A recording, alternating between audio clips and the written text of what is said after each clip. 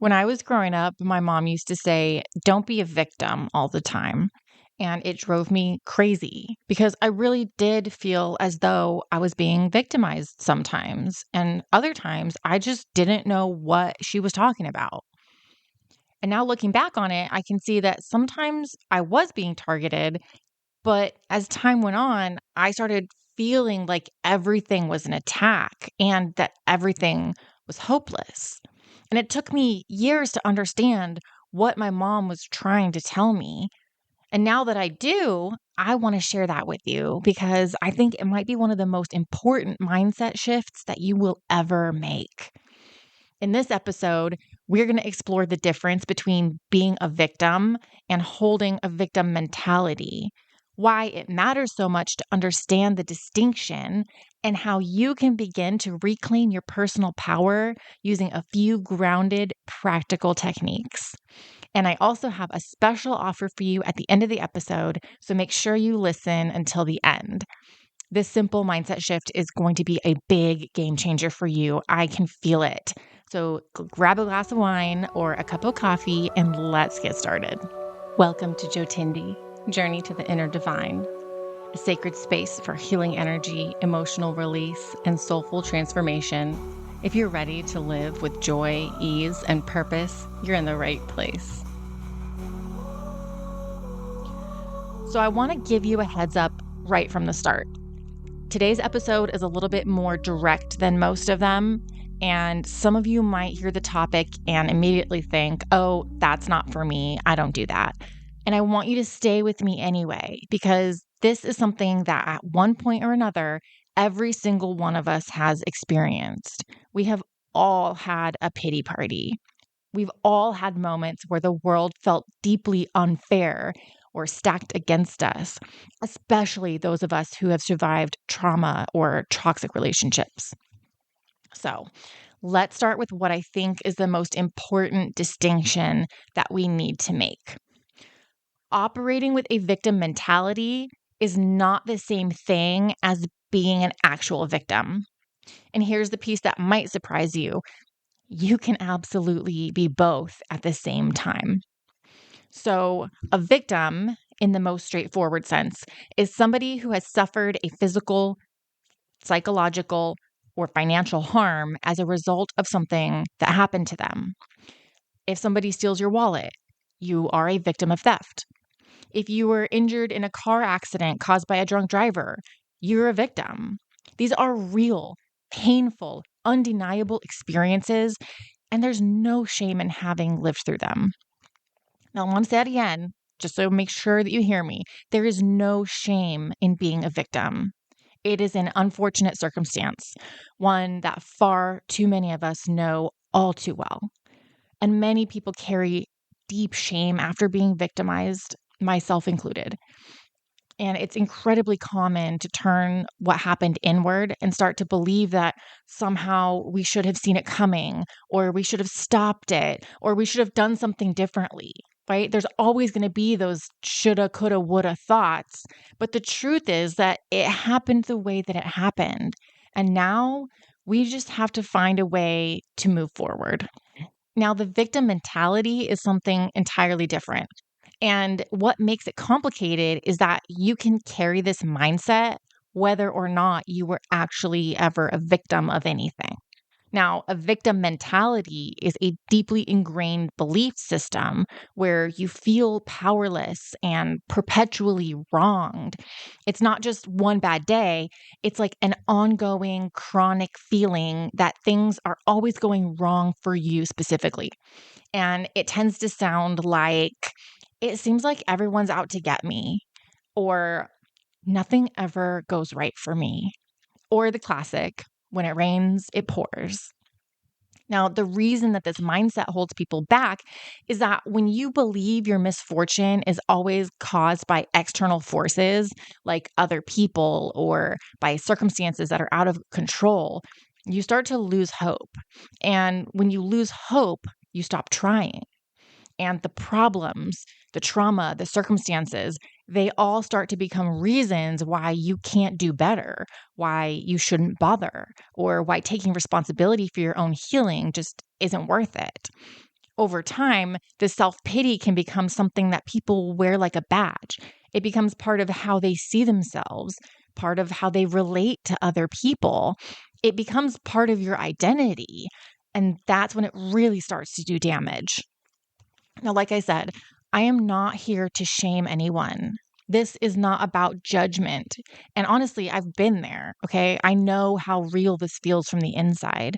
But I also know from experience that this is one of the most powerful shifts that you can make. So I'm going to be really honest with you because I care about you and I want more for you than this. So, where does this victim mentality come from? I want to tell you a story to illustrate, okay? When baby elephants are born into captivity, like in a circus, they start out being bound by really heavy chains, chains that are so strong that no matter how hard the baby fights, they can't escape. And eventually, they learn that escape is impossible, so they quit trying. And once they grow up into this huge, powerful animal capable of uprooting trees, they still remain compliant even when they're tied with a thin string. And it's not because they can't escape, but because they were conditioned to believe that they couldn't. When they feel that rope around their leg, they internalize their own helplessness. And it's kind of the same thing with a victim mentality. Oftentimes, it develops as a response to ongoing trauma or negative reinforcement or repeated exposure to helpless situations. For me personally, it took root during a period when I was living with someone who was emotionally abusive. I was constantly put in situations where my needs were treated as unimportant and inconvenient. And no matter how many times I tried to stand up for myself, I was pushed back down. So eventually, I was young when this happened. I stopped trying. And I started to believe that trying wasn't worth it because nothing would ever change, that was just my life now. And I came to believe that everything was hopeless. And I started seeing everything that was holding me back instead of seeing opportunities. And this mindset can also be reinforced when people discover, often not consciously, that operating from this place of victimhood gets them something. It gets them attention or sympathy or a sense of connection. And I'll talk about that more in a moment because it is important. There's one thing that I need to clear up before moving on, and that's the difference between blame and responsibility. And when I say things like, we need to take responsibility for our lives, I'm not saying that anything is your fault. I am not blaming you for your circumstances or for anything that's happened to you. And I'm not suggesting that you deserved what you went through or that you could have prevented it. What I am saying is that no one is going to fix this for you. Is that fair? Absolutely not. But it is a reality. And when we can accept that reality, something powerful opens up for us because it means that we actually have agency. It means that we have the power to change things. So here's one way to think about it. If somebody rear ends your car, the fault is theirs, right? They caused the accident, but it's your responsibility to call the insurance company, to get the car assessed, to take it in for repairs. Now, you didn't cause the damage, but you're still the one who has to deal with it. And that's not fair, but it's life. And the same thing is true of our healing. Okay, we didn't ask for what happened to us. We didn't deserve what happened to us, but we are the ones who get to decide what we do next. And that decision, that willingness to take the wheel, that's where our real power lies. So when we decide that we've had enough of the blame game and holding on to the idea that we're the victim, we must take responsibility for our healing. We must seek justice. We must learn from the experience and work toward our recovery. And one of the reasons that we need to make a shift away from the victim mentality is, of course, so that we can reclaim our personal power, but also living in a constant state of upset, feeling like the world isn't fair, that is exhausting. It negatively impacts our mental health. It leads to anxiety and depression and low self-esteem. And all this negativity impacts our mental health and our wellness. So we need to leave it in the past. Now, I want to talk about something that might be a little uncomfortable. I guess lots of things in this episode are, but I promise it is important. I want to talk about why the victim mentality can be so hard to let go of, even when we know that it's hurting us. So, a number of years back, I attended a Tony Robbins seminar where he introduced what he calls the 6 basic human needs. Their certainty is number 1. Okay, number 2 is uncertainty or variety. 3 is significance. 4 is love and connection. 5 is growth. And 6 is contribution. The idea is that all human behavior, even behavior that seems self-destructive, is an attempt to meet one or more of these needs. There are, of course, many healthy ways to meet them, and there are unhealthy ways. But point is, when something meets a need that we're hungry for, it becomes incredibly difficult to release it, even when it's costing us in other areas of our lives. Now, how this is connected to the victim mentality is that when we share our painful stories, our terrible circumstances, our experiences of being wronged, people respond with sympathy. They say they're sorry. They tell us how much they care. They pull us close and offer us comfort. And in that moment, even if it's not the kind of significance or love and connection that we actually want, we feel seen. We feel important. We feel like we matter to someone. And the thought of giving that up, well, it leaves a hole. And it leaves a real aching hole because many of us have spent years, sometimes our entire adult lives, building connection through shared pain, bonding over trauma, leaning on each other's wounds, right? We've become each other's projects to fix, each other's ongoing stories of struggle. And without that dynamic, we don't even know what to talk about. Our identity has become so entangled with our pain that we've missed out on discovering who we are beyond that. And I want to say this gently, but honestly here. Relationships that are built on the victim mentality dynamic tend to be troubled, to say the least. They are riddled with patterns of control and resentment and guilt and manipulation, even when everyone involved genuinely loves each other. When you begin to shift out of this pattern and start to form your connections based on mutual respect and curiosity and genuine love, something incredible happens. Your relationships start to blossom into something that you didn't even know was possible. And as a little whisper from the universe, okay, the connections that you're meant to have are waiting for you on the other side of this work. I promise you. Now, I'm not going to pretend that releasing this mindset is easy because it's not. And I want you to go into this with realistic expectations and a commitment to being brutally honest with yourself.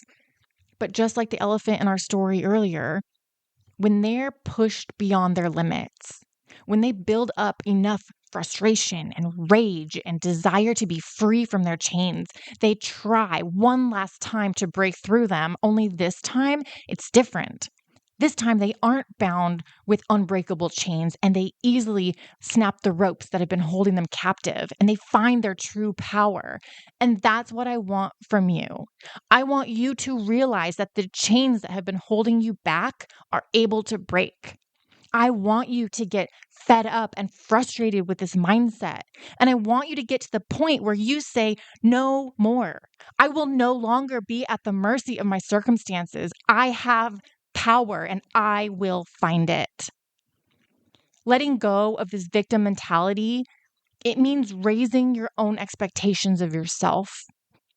It asks for accountability, for vulnerability, and for the willingness to fail, to look at painful truths, and to sit with uncertainty. You might be afraid of losing that small sense of control that this mindset gives you.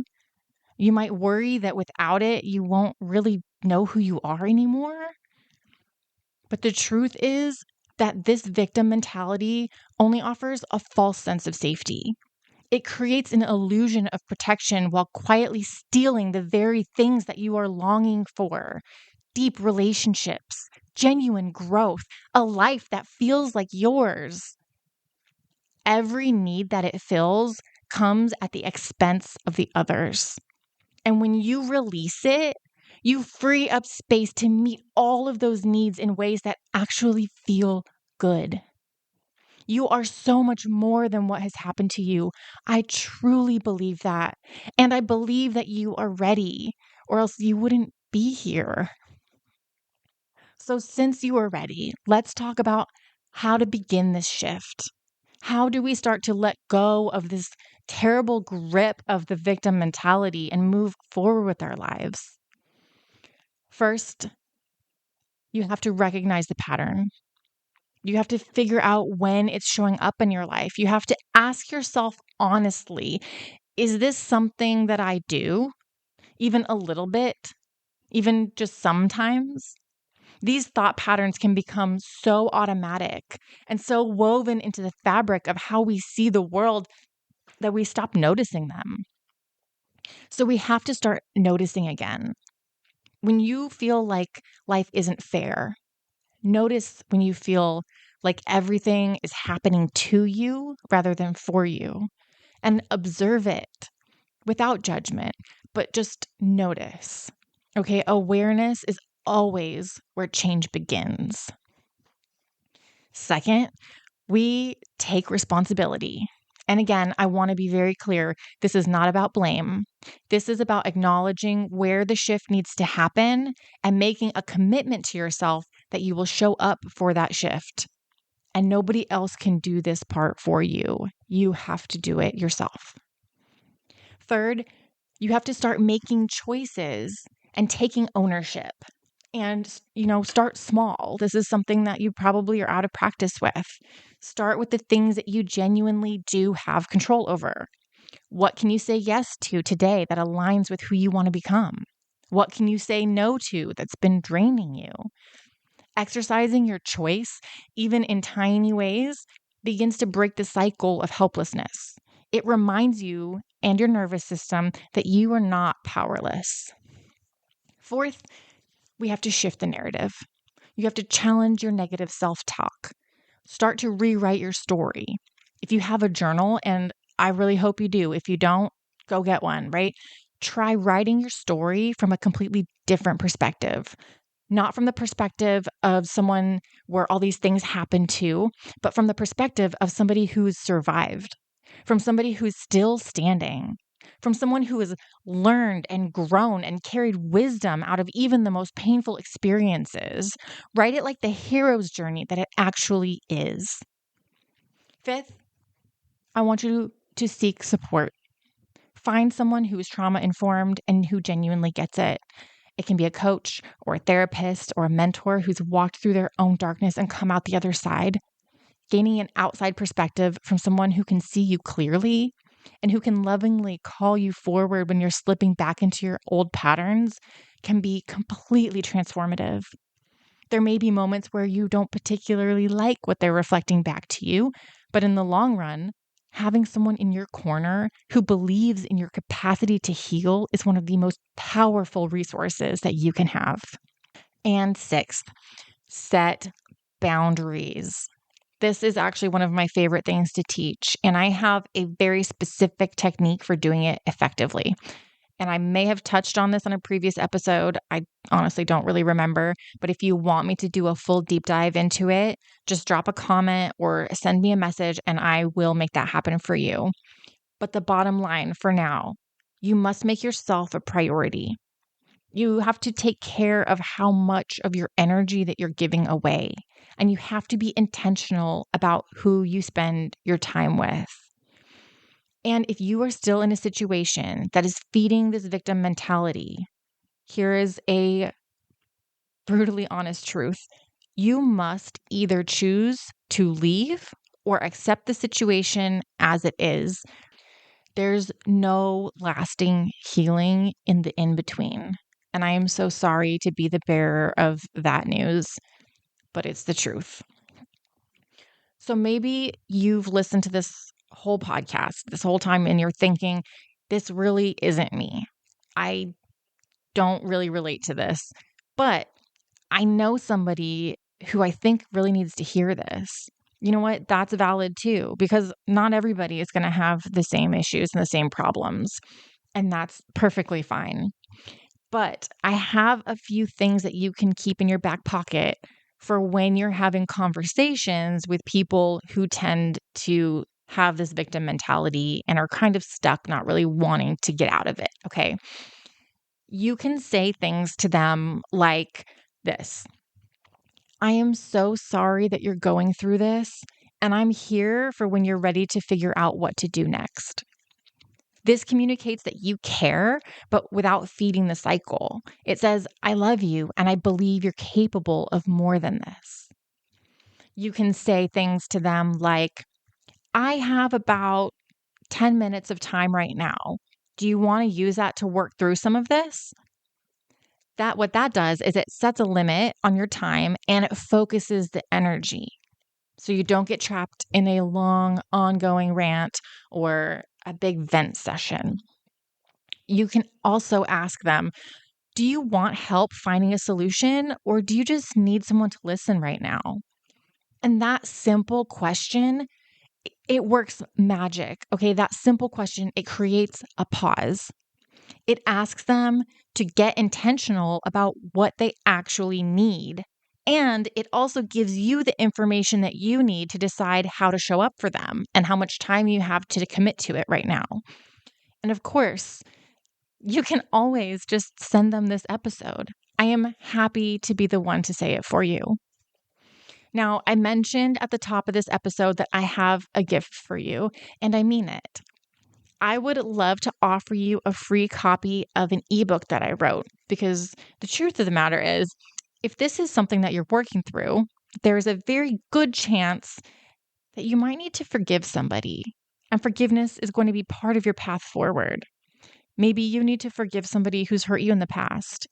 And even more importantly, you need to forgive yourself. So this ebook, it's called Forgiveness. It comes with simple integration journaling prompts to help you really put what you're reading into practice right away, so you're not just sitting with it in theory.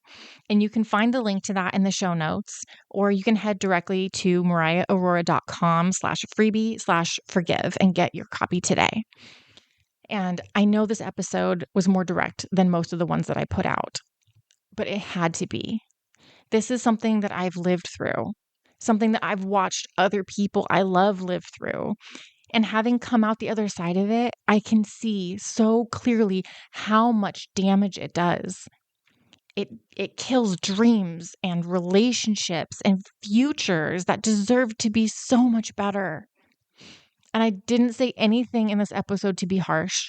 I just said it because I deeply care and because you deserve to hear the truth from somebody who has been exactly where you are. You have survived so much and you're still here. You're still showing up. You're still listening. You're still growing. And that's not nothing. That is incredibly important and valuable. And I just want to say thank you. Thank you for sharing your time with me today. I am so proud of you. And always remember this, okay? There is no path to happiness.